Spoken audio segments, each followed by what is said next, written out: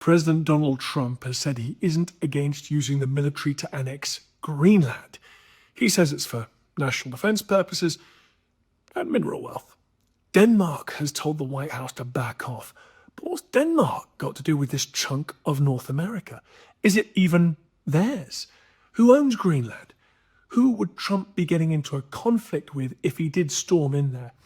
And is Donald Trump the first president to cast his eye across Greenland, or is it a pretty regular pastime for the observers from the Oval Office? Well, I'm now in a Nepalese hotel. I went on a pleasant family trek to the high Himalaya. It turns out we bit off a bit more than we could chew, but that's another story. I'll tell you that later on. In the meantime, I want to share this episode with you because I think it would help make sense of the context here. Me and my expert guest, Professor Robert Rix from the University of Copenhagen, discuss the long backstory of settlement in Greenland and whether it's just, really, this story is just the inevitable next phase in what's actually been a very, very long process between the US and Denmark. It started way back in the 20th century, even before. Don't forget to like and subscribe to this channel to keep getting that deep history behind the headlines. We'll hopefully be bringing you more episodes like this, try and make sense of the insane start that we've had to 2026.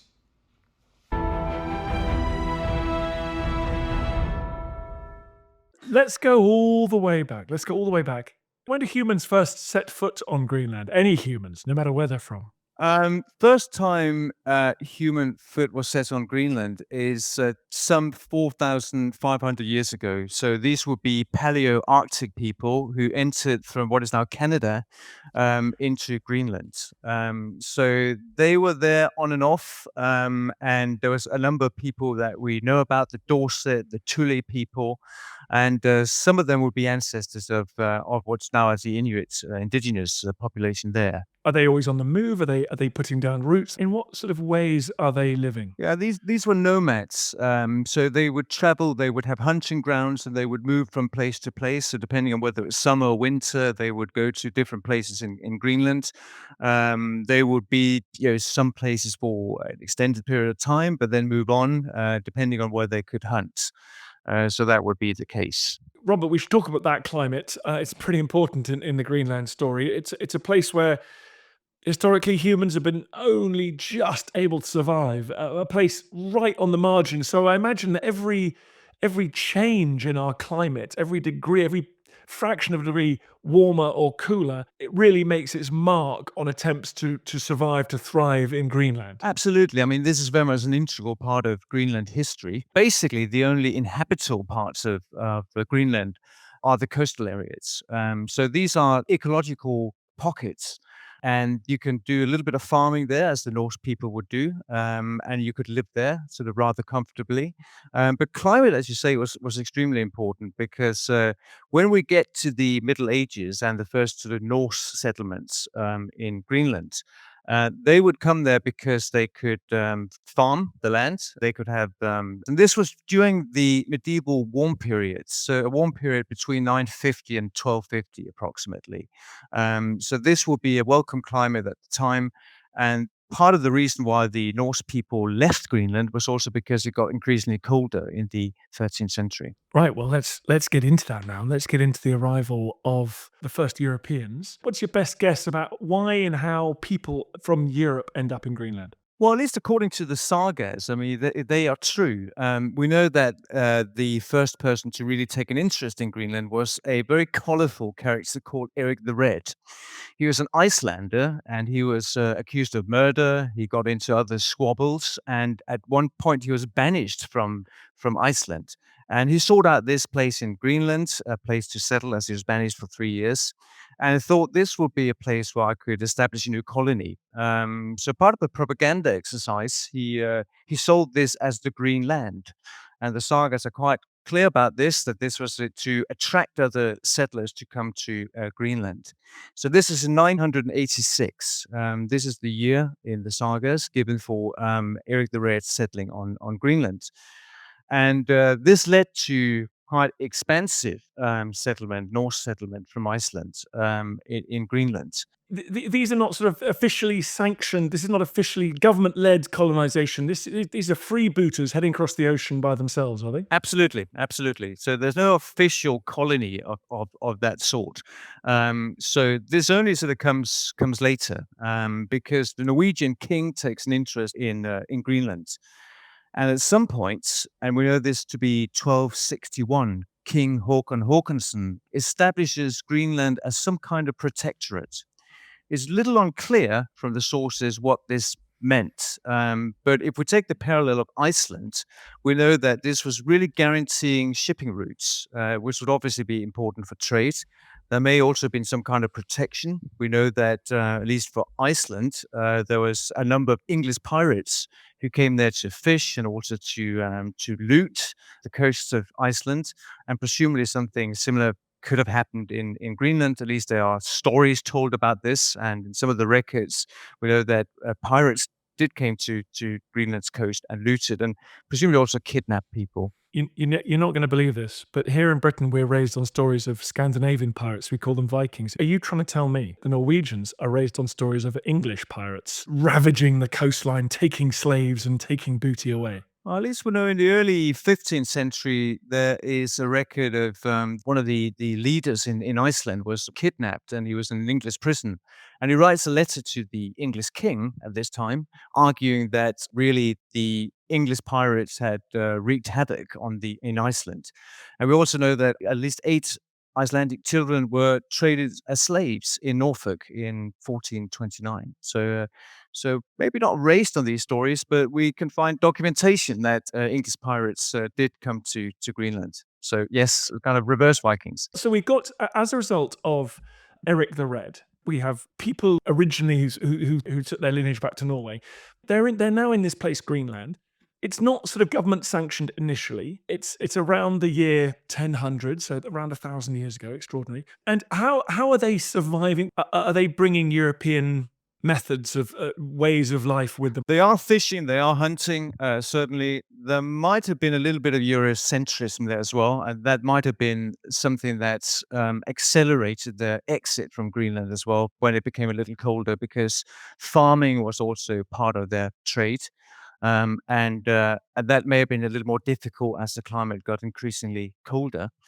So yes, they had sort of Eurocentric ways. We also know a little bit about from archaeological digs the fashion they sported at the time, which was a European fashion. So they still kept in contact with mainland Europe throughout the colony's existence. Eventually, the Norwegians establish a kind of crown protectorate over the area. Yes, they do, and this becomes part of the story of the Danish possession of Greenland. Because what happens in 1397, which is known as the Kalmar Union, is that the Queen Margaret I of Denmark establishes some kind of countermove to the Hanseatic League. So these commercial and defensive network of merchant guilds and market towns in Central and Northern Europe. In order to counter that, she establishes a Nordic community. So basically, the kingdoms of Sweden, Denmark, and Norway are united, and they're under the Danish succession. So at that time, the overseas colonies, the Norwegian overseas colonies, are transferred to Denmark. And that becomes really the origin story of why Denmark is now in possession, or why it's a part of Denmark today, because of that. The unification of Norway and Denmark, I mean, continues obviously after the Kalmar Union becomes defunct.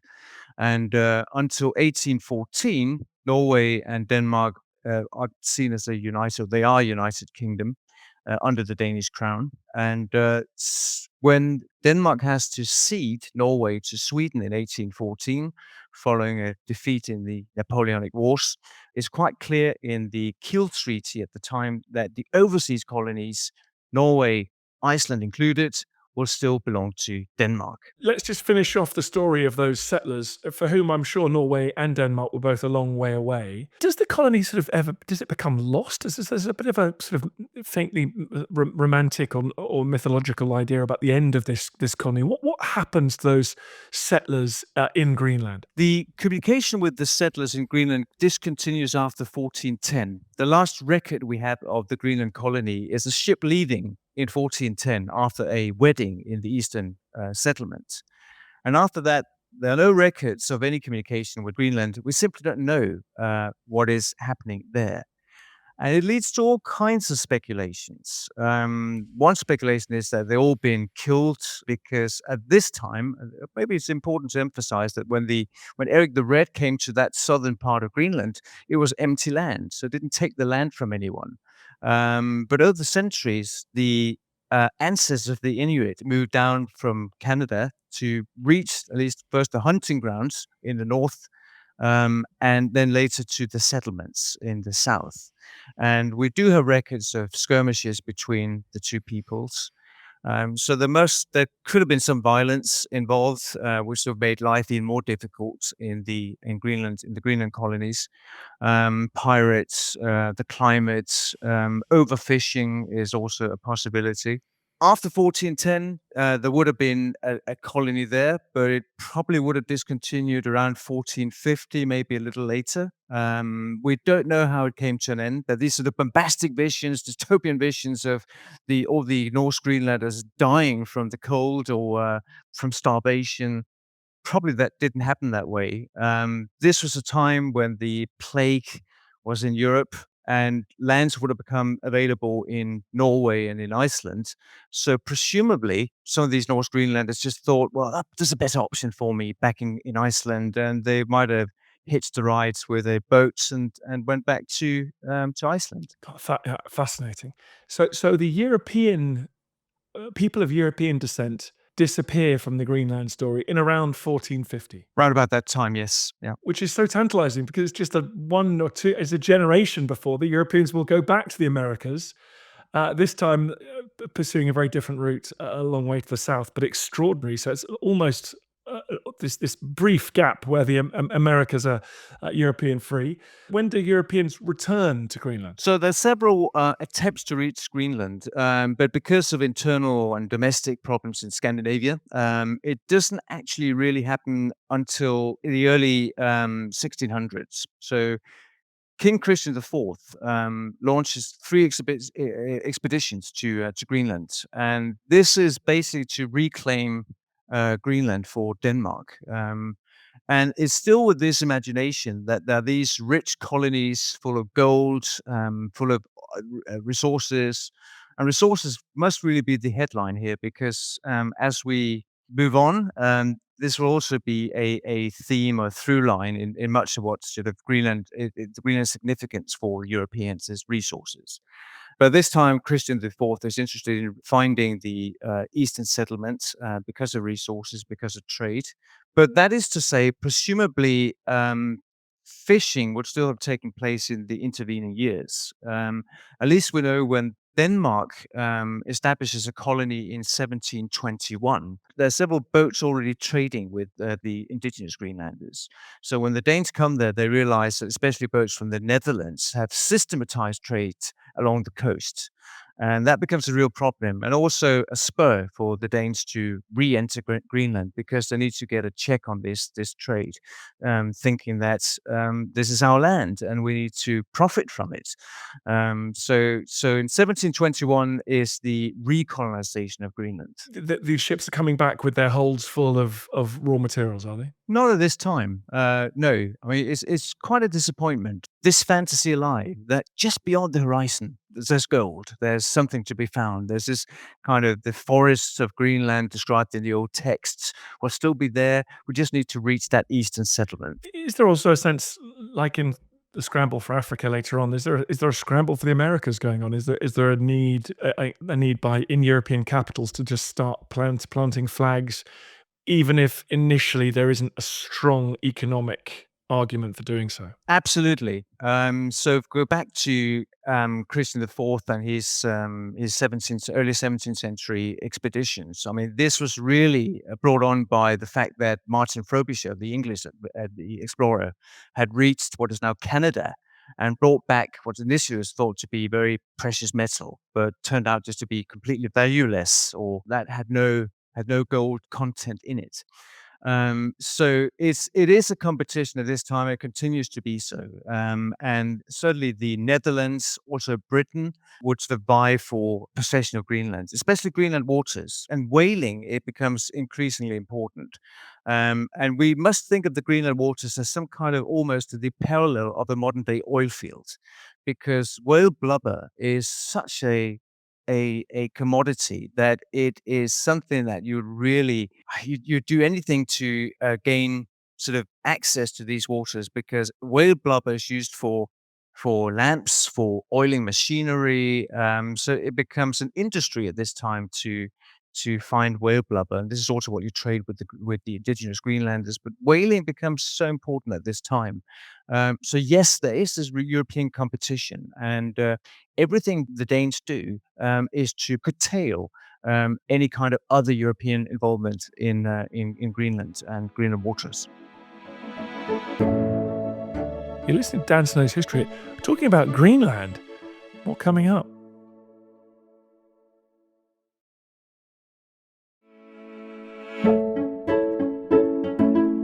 Norway is joined to Sweden, but Denmark keeps Greenland. That's right. That's right. In the 19th century, the Americans appear to have made an attempt to secure Greenland.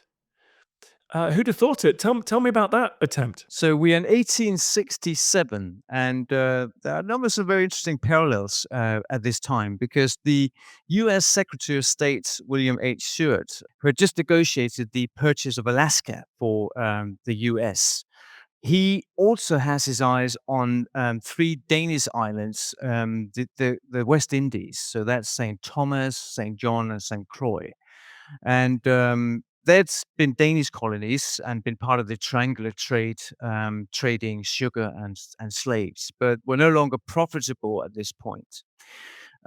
So there's this idea that the US could purchase these three islands from Denmark. And in this annexation frenzy, both Greenland and Iceland entered the discussion as a kind of way to gilt the expansionist lily. And a report is produced at this time for the US government, and also published. And this is gushing over resources. So there's fishing, there's coal, and there's a mineral called cryolite, which we can come back to, which becomes very important. But there's another thing that's sort of an echo of history here, because if we just look at the recent sort of pronouncements by Donald Trump that it's not only Greenland he wants to buy, he also wants to make Canada part of the as a 51st state of the U.S. And this is also a point here in the report, because the report says that if Greenland could be bought for the US, it would induce what's called a peaceful and cheerful handing over of Canada, what's now Canada, to the US, because it would be sandwiched between Alaska, Greenland, and the US. So this would surely make Canada a state of the US. So there is this kind of I would probably misattribute it to Mark Twain, where you say that history is rather fond of rhyming. But we certainly see a kind of, as Donald Trump in the same breath mentions Canada and Greenland, this is something that's been mentioned before. Does that come to anything? It doesn't come to anything, because the purchase of the three West Indies, or the West Indian islands, falls through. And at that point, it's seen as that Greenland would probably not happen either. So an offer is never really made. Through the rest of the 19th and early 20th century, what's the Greenland story? Well, there's a growing interest, American interest in throughout the century, the 20th century, early 20th century, an interest in Greenland. And to begin with, again, the theme is resources, but increasingly it becomes security. And that's also how Trump sort of couches this today. It's for security reasons. So we know that in 1910, at least, security takes center stage. There's at this time a fear among the Americans that a Prussian expansion may lead to a takeover of Denmark, and that would also mean the takeover of the three West Indian islands. And since this is very close to the Panama Canal, it's thought that it would be a good idea to buy the West Indies. Now, the calculus is that the Danes should be sweetened into selling the West Indies, so it doesn't fall into the hands of Germany. So there's this scheme, which is quite intricate, which is that Denmark should give over Greenland to the US. In return, Denmark should receive a southern group of the Philippines or islands in the Philippines. Denmark should then surrender these islands to Germany because Germany had an interest in becoming a leading power in that part of Asia. In return, Germany should give back Denmark the northern part of Schleswig, which had lost. So this is the idea. And after that, if the Americans could set this in motion, they thought that that would sweeten the Danes to then sell the West Indian islands again, because that would mean that they could keep control of the Panama Canal. And they aren't sold at this time in 1910, but they are sold in 1917. And this is again a fear during the First World War that this could be used for German submarines. A submarine station could be constructed there. So yes, in January 1917, the Danish government sells these islands to the United States for 25 million kroner. And there's an interesting thing here because one of the conditions for selling the West Indies is that the US should acknowledge Denmark's right to Greenland. And US falls short of ever doing that. But this was really part of the original demands, but it's never effective, it's never manifest in what happened at the time. So that's so fascinating. So what we now know is that the U.S. Virgin Islands were in fact Danish territory that was sold in 1917. They were sold in 1917, and Greenland, I think, is still very much on the agenda. We had a few records of this, and we know that rumors were still bandied about that US would potentially buy Greenland at some point. So, in 1930, the Danish Prime Minister Torkel Stauning comes out actually saying very publicly, "Greenland is not for sale." So we have been down this road before. So it's a kind of continuing interest from America in buying Greenland for security reasons. So you mentioned security, obviously very important, but also particularly the 20th century industrial exploitation of raw materials, looking for new centers of resource, increasingly being seen as an economic asset as well. Certainly in the 20th century, and I just briefly mentioned cryolite, which is this rare mineral, which has been mined in Greenland and commercially mined until 1987. Cryolite is used in the production of aluminium. And this becomes very important in the 20th century and certainly during the Second World War because it's used for manufacturing of fighter planes, for instance. So there's a huge trade with the US. And after Denmark is invaded by Germany in 1940, it becomes very important to protect that production of cryolite. And so what happens here is a super interesting story. The Danish ambassador to the US, a guy called Henrik Kaufmann. He basically goes rogue because he strikes this deal with the US that the US could come in and protect the Danish colonies. This is obviously not what the Danish government wants at this time. They've been occupied by Germany, so they can't agree to this. So they basically accuse Kaufmann of high treason. But he does establish this agreement with the US and US servicemen, they do travel to Greenland and protect especially the cryolite mine, but also some of the stations there, the airports. The fix there is that they basically resign from service and they then sign up as volunteers to create this fiction that the US is not, in fact, invading Greenland. But they do protect the mine there, the production of cryolites, which should not fall into the hands of the German, obviously. They also use the air bases there. So Greenland will be a hub for refueling from at least 10,000 planes during World War II landed in Greenland. There's also a place from where you could protect the ships going to Europe. So it becomes a very important place, Greenland. And one other sort of little twist maybe is what's called the weather war. Basically on the East Coast, there were stations, weather stations, because being able to forecast the weather was extremely important for knowing when to launch a mission. It's also used for D-Day, obviously, just a few days where the climate was clement enough to launch that mission. But throughout sort of the years of the war, there were Germans established weather stations, sort of clandestine weather stations. Then the Danes or US established other weather stations so they could forecast the weather. Some skirmishes there, they would shoot at each other, and that's known as the weather war. So, for many reasons, tactical reasons, Greenland was extremely important during the Second World War, and basically given over as a U.S. protectorate during the time when the Danish government was hamstrung.